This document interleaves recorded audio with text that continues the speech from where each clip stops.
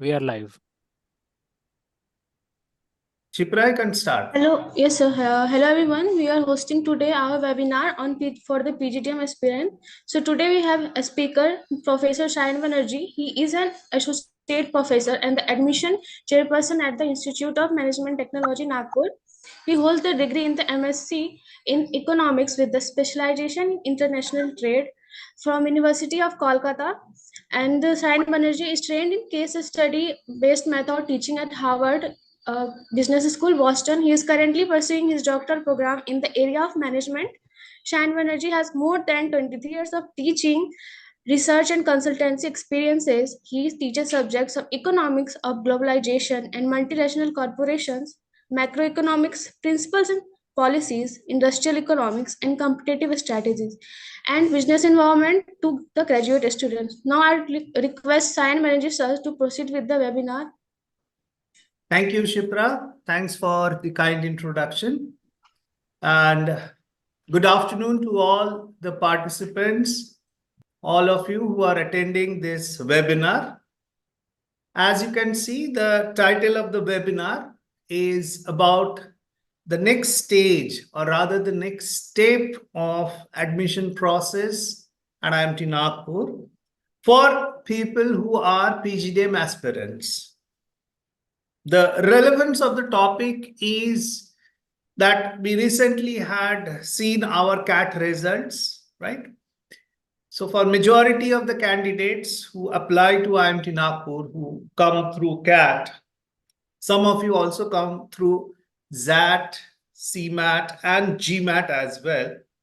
But mainly and mostly it's the CAT applications that are like largest in the number. So basically, for majority of the applicants, the first stage, that is appearing for the test and receiving the score of that test, that part is over.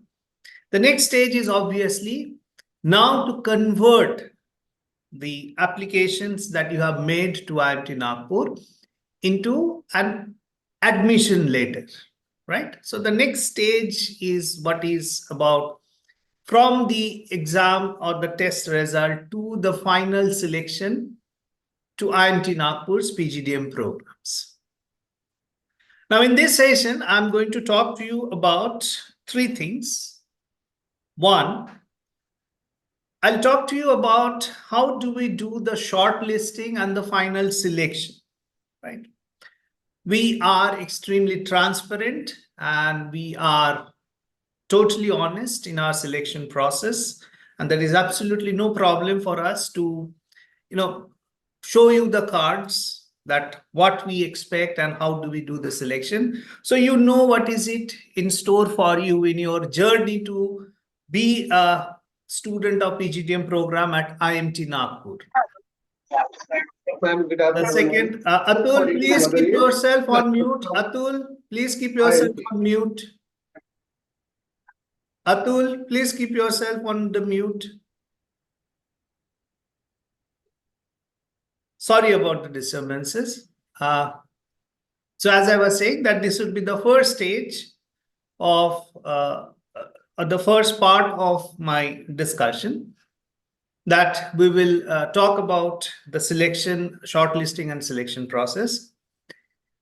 The second one that I'm going to talk to you about will be to help you as to how you can do better and perform better in the different parameters on the basis of which the selection would take place. That is basically the next stage. And some of my tips as admission chairperson, which would be helpful not only for IMT Nagpur's application, but it will also be helpful if you are applying even to other B school. It's a generic one. Possibly a lot of you have got inputs regarding this from your coaching centers, but there is no harm in kind of reinforcing some of the well-known wisdom, old wisdom, what they say. And the final part of my discussion will be in terms of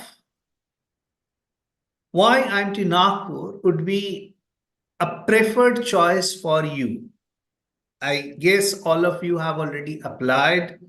Many of you have kind of not completed your application process in two minds, or you're still not certain.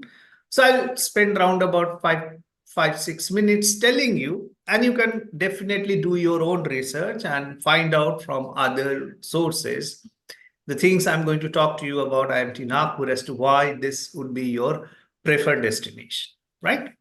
So without taking any more times, let's get on with the presentation. The first part of it as to shortlisting and selection criteria. One of the important selection or shortlisting criteria is obviously the test score. IMT Nagpur accept test score of CAT. The results are already out. ZAT, which is going to take place in next 2 weeks, and maybe by the end of the month you will get the result, probably, I'm not too sure. And then GMAT as well as CAT. Now, this is the first stage because you understand we receive application in thousands, right? Last year, we got around 20,000 applications. Ours is a centralized system. So we cannot really interview all 20,000 people. So we have to use some sort of criteria. Of course, for CMAT candidate, it's not really the test score, which would be the shortlisting criteria, because your exam will take place sometimes in March, April, and our processes begins in February. But based on your past academic record and all, we'll have some sort of idea as to whether you can get into the score that is a minimum requirement for you to get selected into the program. So test score. The cutoff, if you would be interested, generally vary from year to year. So last year for CAT and ZAT, it was 75 percentile. This year, it would be somewhere around that. It might be 2-3 percentile above or below that.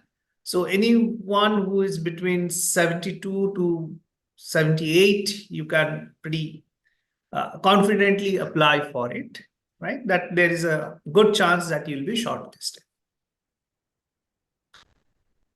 This year, after a gap of 3 years, that is 2020, 2021, and 2022, we are moving towards face-to-face, that is offline, physical mode of the next stage of selection, and that is where we conduct the personal interview, and there will be a short test on your critical thinking power. There are total of 14 different cities where we will open our admission centers. The whole idea is that none of you would have to travel for more than 300 to 400 kilometers to reach your nearest admission center of IMT Nagpur.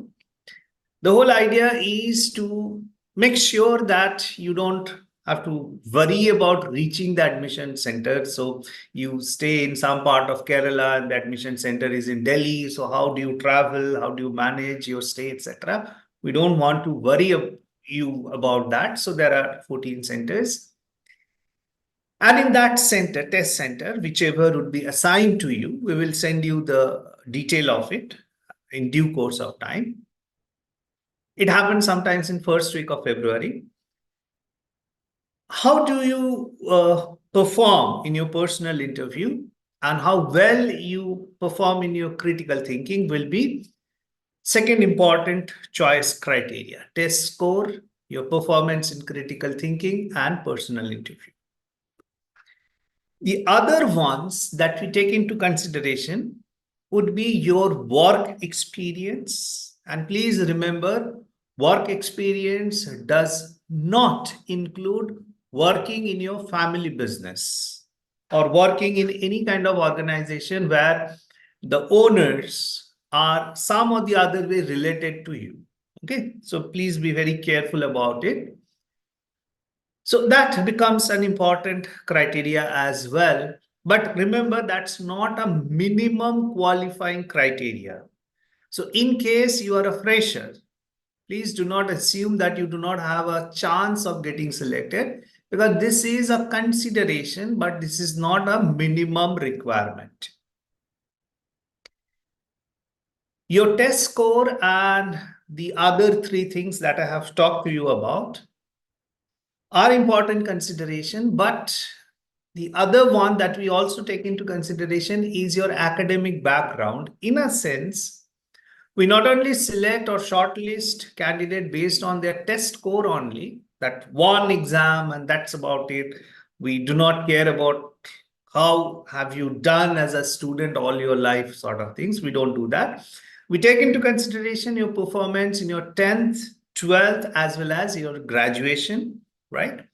We also consider the kind of institute and universities you have graduated from, and these become important selection criteria. Please remember, these are not shortlisting, but selection criteria. There would be somewhat relaxation in some of the parameters for people who we consider have got an exceptional profile. Now, here in exceptional profile, we basically talk about people who come with an exceptional work profile. So not only they have work experience, but they have work in an organization which is of a global repute or a national repute. They have work in, let's say, a little bit of higher up in the organization. They have a considerable number of years of work experience, etc. So maybe in some of the parameters, let's say test score and all, we can give some sort of relaxation. But this is only for a very handful of people. That would not even be 10% of our total shortlisted candidate. Okay, but it's there. Now I come to the next part of the presentation, that what do we expect when we go through your critical thinking write-ups? Okay, so let me tell you something about this. So when you reach the admission center, whichever center you are assigned to, the first stage of the personal interview process would require you a brief write-up. You'll have to produce maybe half an hour time or so on a topic which is somewhat open-ended. And we would like to see that whether you show your ability to see a particular topic, a particular situation, a particular statement from different angle and perspective.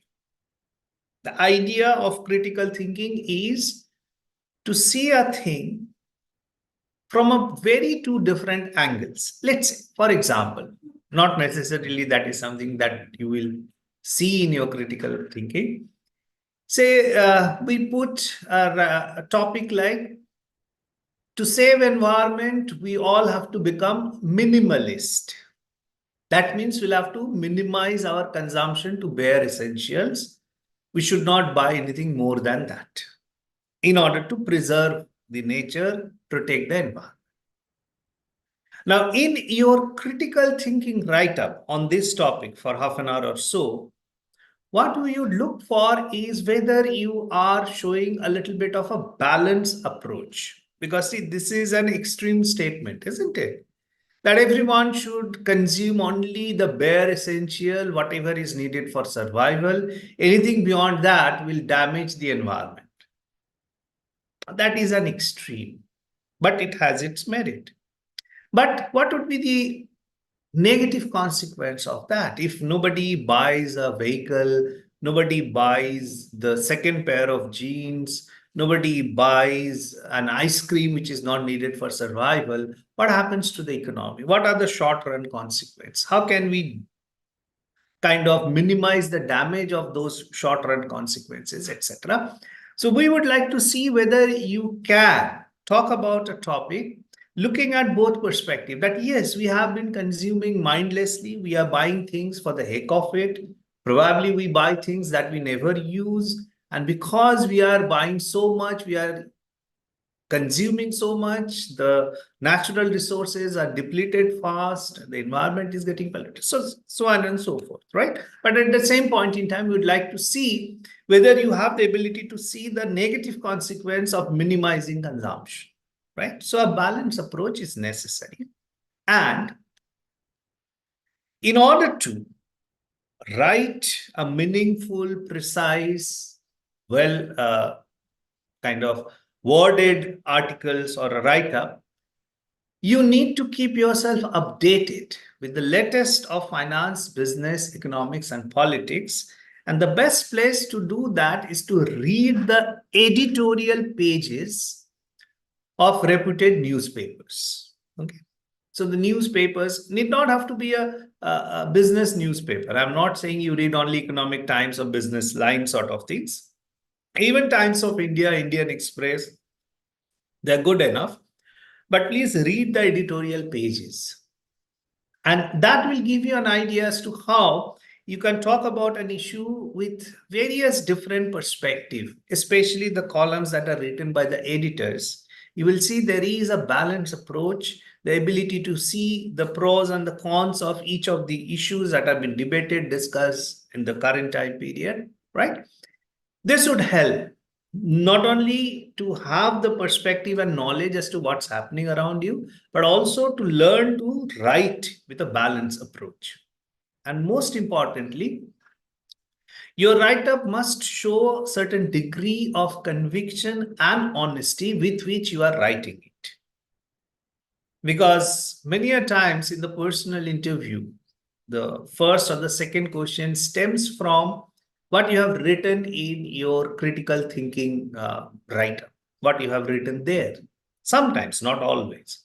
So if you have written something because you felt that it kind of sounds good, though you don't believe in it. Say, for example, you don't believe in minimalism. You want to live life king size and all, but you feel that why should I write something that may be in contradiction to popular belief? So let me just write, yes, yes, this is something we should do and all. But then in the interview process, you might get caught, right? So please be honest and show degree of conviction in your writing, even though it's a balanced one.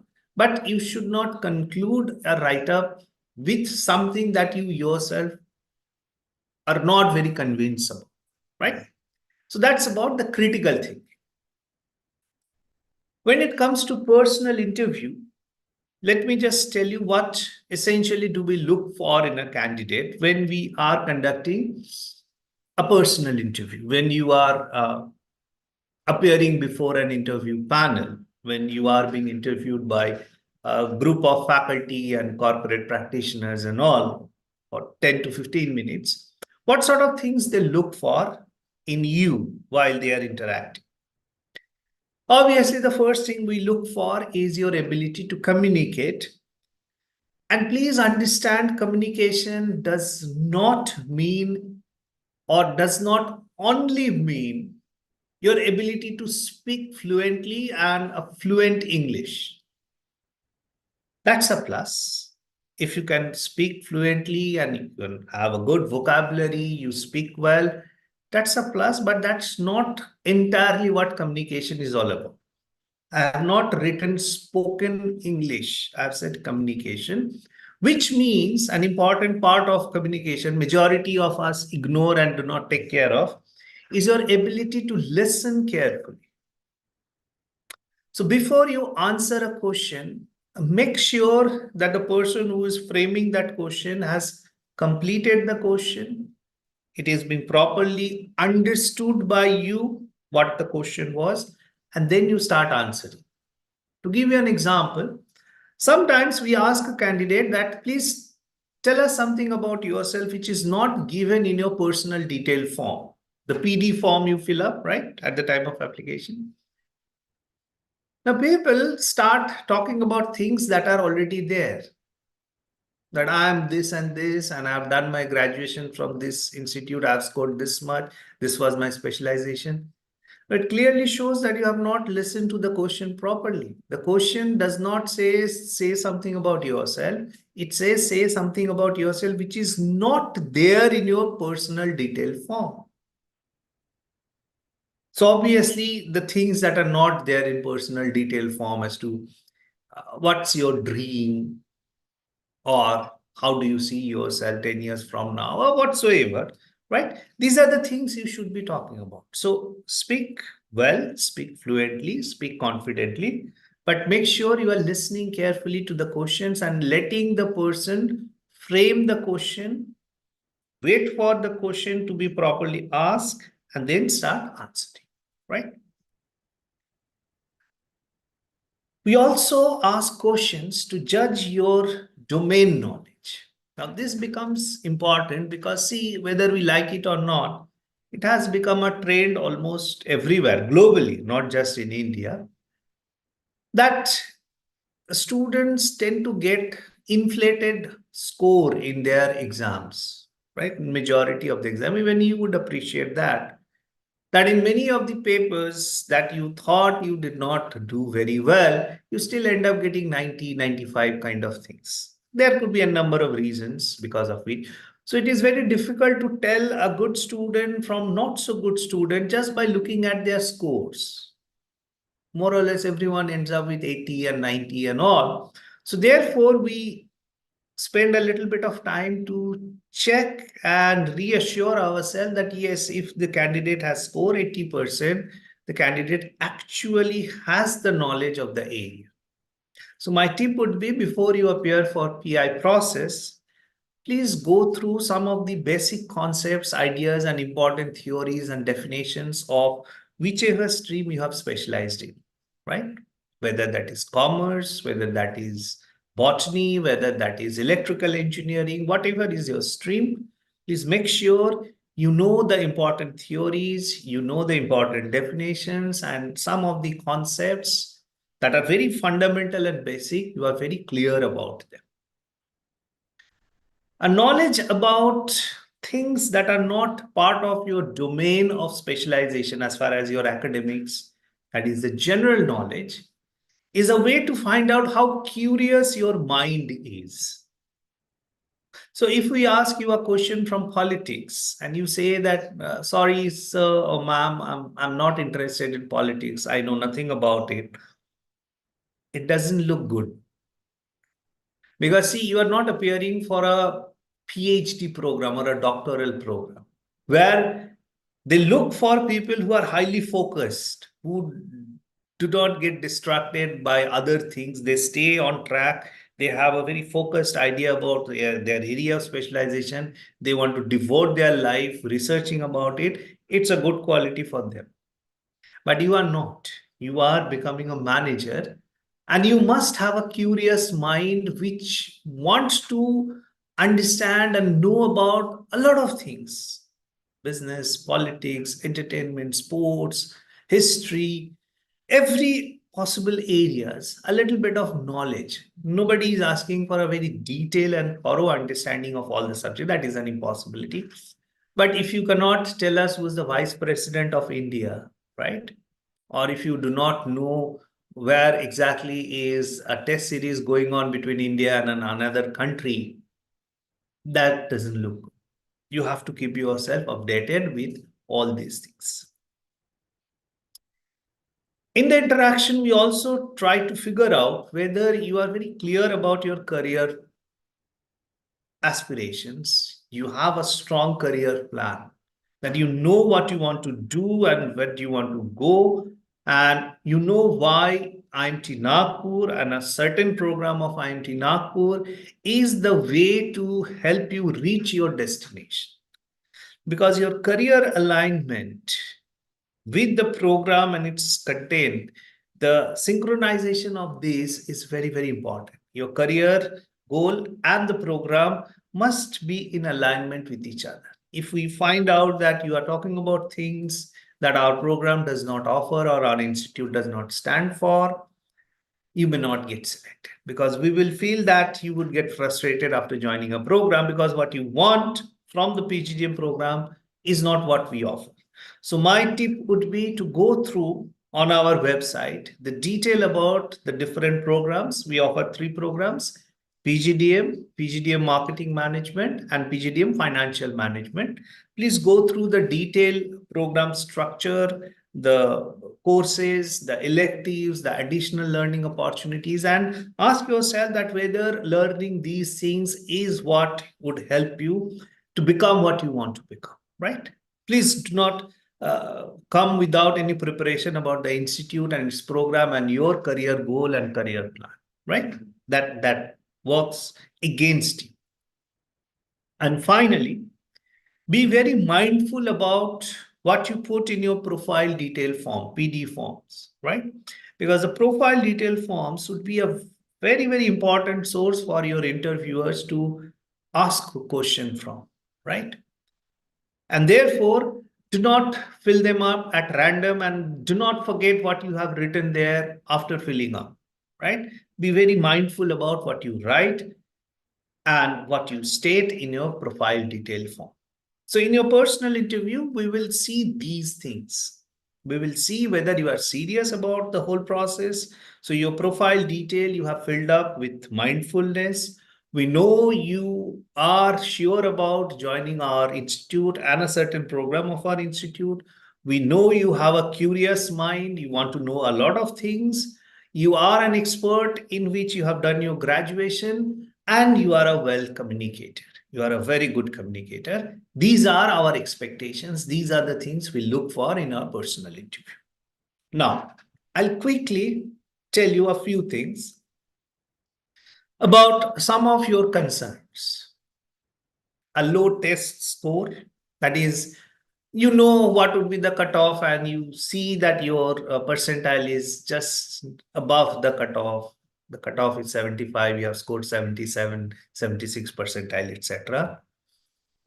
There is a gap in your education, there is a gap year. So you took 5 years to complete your graduation, though you should have taken 4.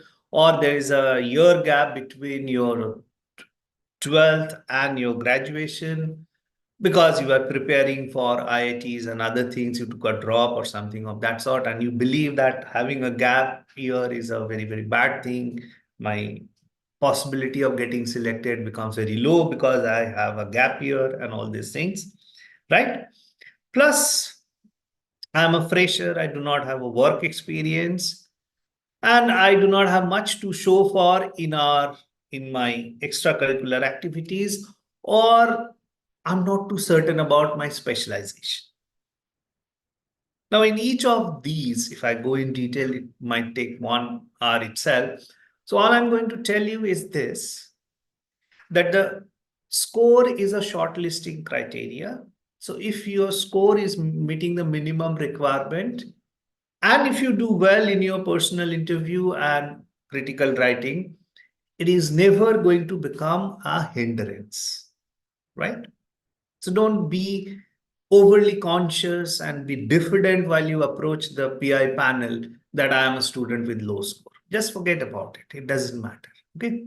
And if your gap in education is for a genuine reason, you were appearing for maybe CA exam, so you gave a drop in your final year of commerce, or you were preparing for IIT, so after 12th you took one more year, you tried once more for IITs, did not work out, you did it from other engineering institute. These are absolutely fine. If you have a career ambition and you wanted to go in certain direction because of which there happened a gap, it's all right. That is not anything to be ashamed of or anything to be very defensive about, right? Be honest that I was doing this, so I missed 1 year or I took more than what is minimum requirement. Work experience, as I have said, is not a shortlisting criteria. It's not a minimum criteria of getting selected. We prefer people with work experience, but please remember there are also requirements for freshers in all B schools. Because when we are looking at some startups who come with very good packages and all, many of them insist that they should be given only the freshers because they don't want to pollute their organization with some sort of cultural baggages that people come with who have worked in an organization, that in my organization this used to be done in this way. No, this is not how it is done. I have seen it in my previous organization. So having a work experience is good, but not having an experience is not at all an hindrance. Don't stress out on that part. And extracurricular activities is fine. If you have it, very good. It shows a new aspect of your personality, but not everybody is meant for extracurricular activities. Being in this industry, in this field for many years, I know that some people do not have the inclination to get involved in any sports or any cultural activities and all. They are happy in reading books, they are happy studying and doing well in exam, and that is absolutely fine. It's not at all a kind of drawback in your selection process. And specialization, I would say that you give yourself some time, talk to some seniors, some other people who have some knowledge about it. And even after all the input you receive, you are not clear, just be very frank about it, that since the specialization happens in the second year of the program, first year is common for all of us.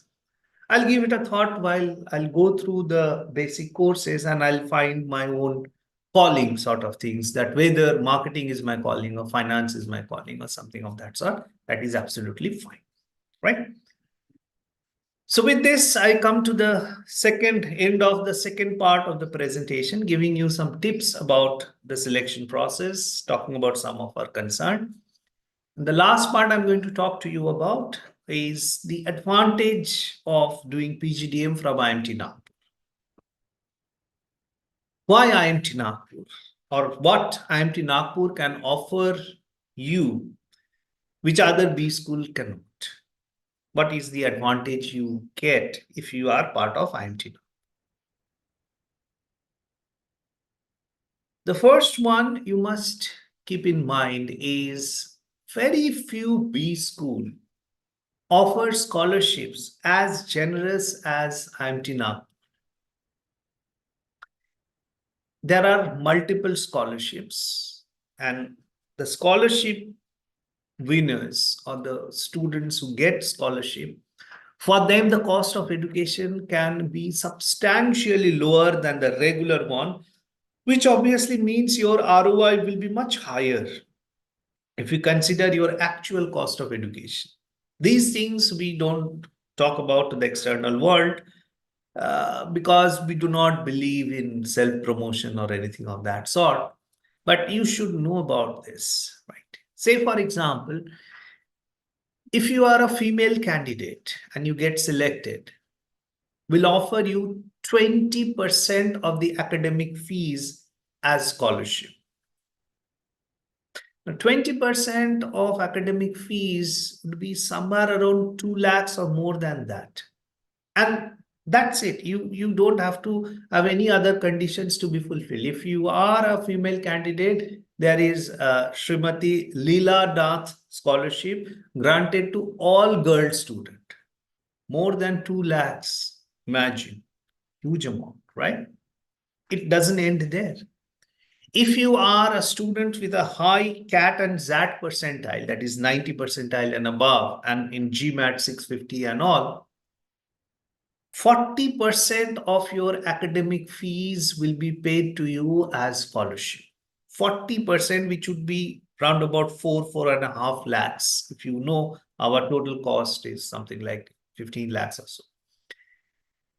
So if you are a 90 percentile, again, no more conditions, only 90 percentile and above, and you get to do it at 60% of the cost, almost half the cost of the original total cost.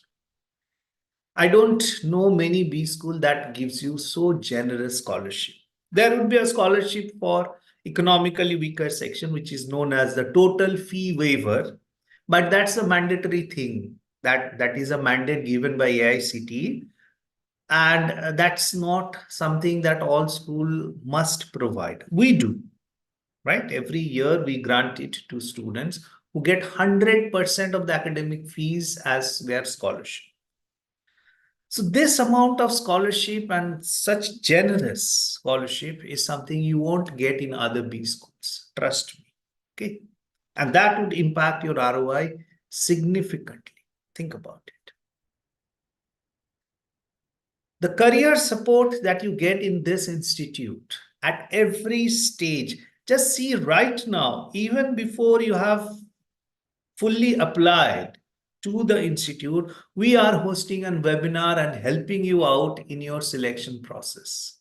It starts even now when you are not even a student of the institute. At every stage, from your orientation to your summer internship to your final placement to your industry connect to your alumni network, at every stage you will get a huge support that would build your career. And yes, if you are an entrepreneurial mindset, you want to create a startup, you need a network with venture capitalists and all. We have an entrepreneurial cell. We are thinking about setting up an incubation center even. So all these help. This year, one of our students in the ongoing placement process has cracked 36.3 lakh pay package per annum. And that's thanks to the very, very effective placement team that is both run by students and a dedicated set of staff, and also the guidance under guidance of faculty and a placement head. That is exchange program with the foreign institutes. We have international exchange and there is a dedicated office for it.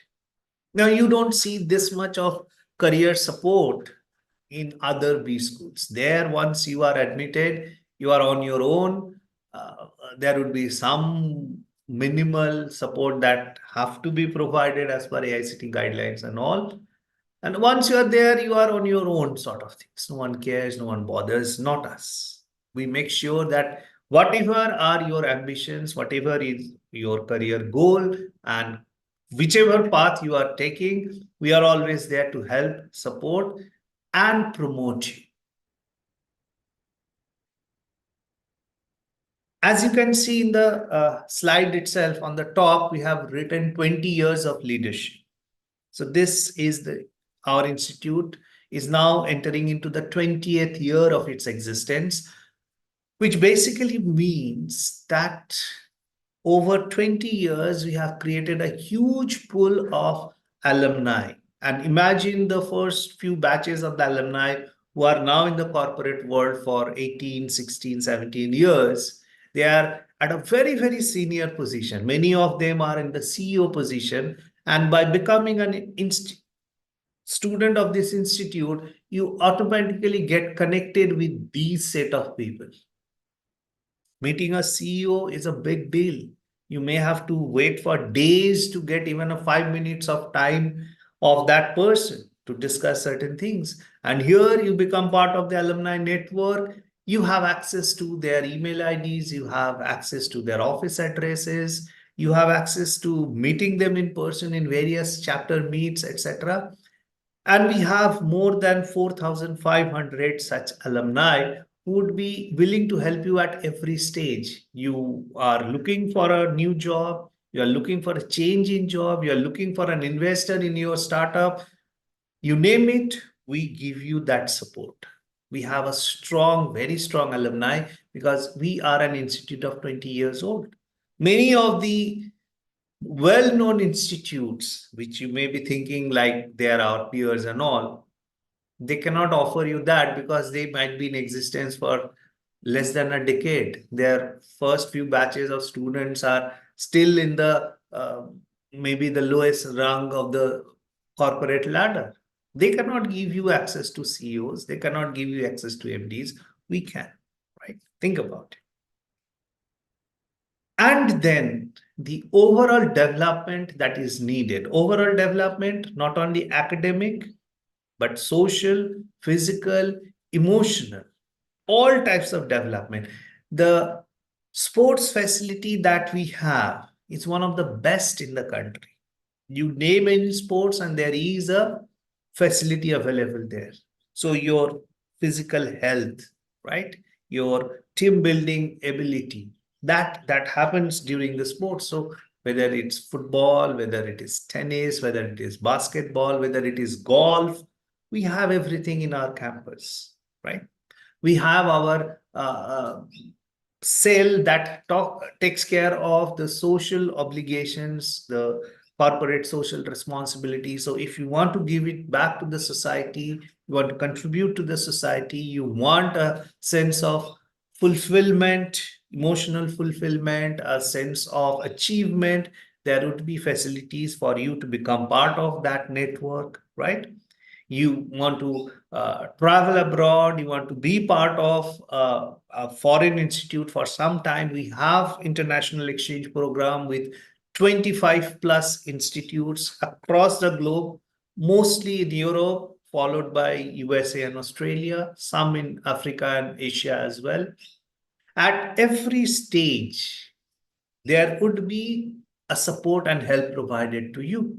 We have in number of committees that are run by students, and being a part of the committee means you will be able to test the water as an entrepreneur, as a manager, as a business leader, even before joining an organization, right?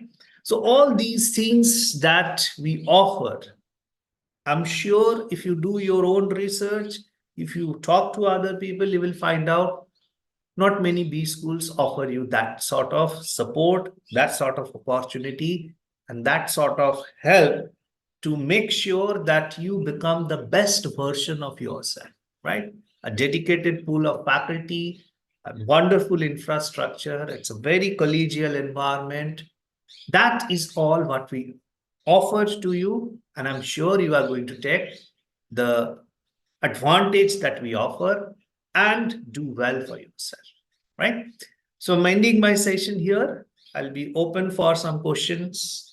I still have another 10 minutes or so with me. So if there are any questions, kindly post them on chat box. We'll take them one at a time. Good afternoon, sir. Yes. So there are some frequently asked question about IMT Nagpur. So first question is, will the forms of IMT Nagpur will be reopened or not? Even though technically we have closed down our application process, but there have been a lot of requests that have come for people for extension and all. So we have given a few days, and generally we open after the central portal closes down. Generally we do that, and this year won't be an exception to it. So the next question is there any capping of female students for scholarship, or everyone will get it? No, that's why I have said it's a generous one. It's not that only 10% of the female student will get it or only 10 students will get it. No. If we theoretically, an impossibility, but theoretically, if 100% of the intake are female, 100% of the candidate are going to get 20% off on their academic fees. There is no cap, nothing. Everybody gets it. So the next question is, what are the cutoffs for IMT Nagpur this year? As I have said, that generally it remains more or less the same, 1 or 2 percentile here and there. Last year it was 75 for CAT and XAT. This year it would be somewhere around that, 74, 76, something like that. So anybody who is between 73 to 76, you can be assured that you will be shortlisted. So one more question, how can they apply for through CMAT for IMT Nagpur? If they are appearing for CMAT in the application, there is an option given that are you appearing for CMAT? You click yes, and then the options will guide you as to what other details you need to fill up. Okay, just go to our website, click on the apply now button, and it will guide you. Sir, one more question. Is the hostel and mess are included in the fees of IMT Nagpur? Yes, that's another thing. Probably we do not talk about it often. I know a lot of B schools that say that our course fee is 10 lakhs. And when you join there, they say that 10 lakh is your tuition fee. You'll have to pay 4 lakhs for hostel and 1 lakh for your books and all, and it is 15 lakhs. we don't do such tricks. The 15 lakhs that you pay includes your food, your stay, your tuition fees, your textbook, and another 13 or 15,000 as caution money. So it's not even 15 lakhs because the caution money is returned back when you complete the program, right? You do not have to spend a single paisa more than this. Whatever expense happens are going to be your personal expenses, right? You don't have to spend a single paisa extra to the institute for your food, for your stay, for your textbook, everything in it. So the next question is from Sumit. How can I show my work ex if I am a lawyer and have my solo practice? You just put your certifications, whatever year you have completed, right? And whichever farm you are working in, you must be working in some farm, right? And if you are an individual and you run your own farm, just put it there, whatever registrations and whatever certifications you can provide. Sir, there's a question about if there is something about reserve quota. We believe in equal opportunity and merit-based selection. So we do not have any quota, including management quota. We don't have. The selection is purely on merit. That's it.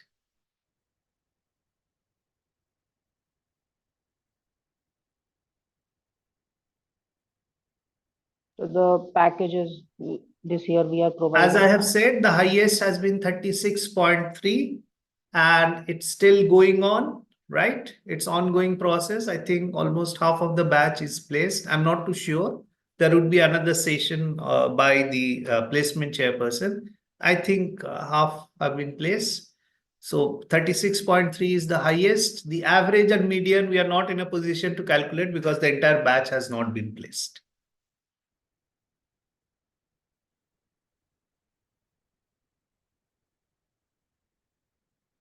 We can take one or two more questions, I think. So there's a question that we have to fill single form for, separate form for IMT Nagpur and Hyderabad. Yes, if you are applying separately, you'll have to fill up separate forms. But I would strongly advise that you make up your mind because remember, I have said your career plan is a very important part of your selection process. So if you are not sure which campus and which program, it might not reflect well, right? So I would advise that you do your research and apply to one campus. So there are two more questions. When will the PI process start? It's very likely to start in the first week of February. Very likely. We'll let you know well in advance, but generally we always start in the first week of February. This year won't be an exception. Sir, and there's a question that does IMT Nagpur have foreign placements?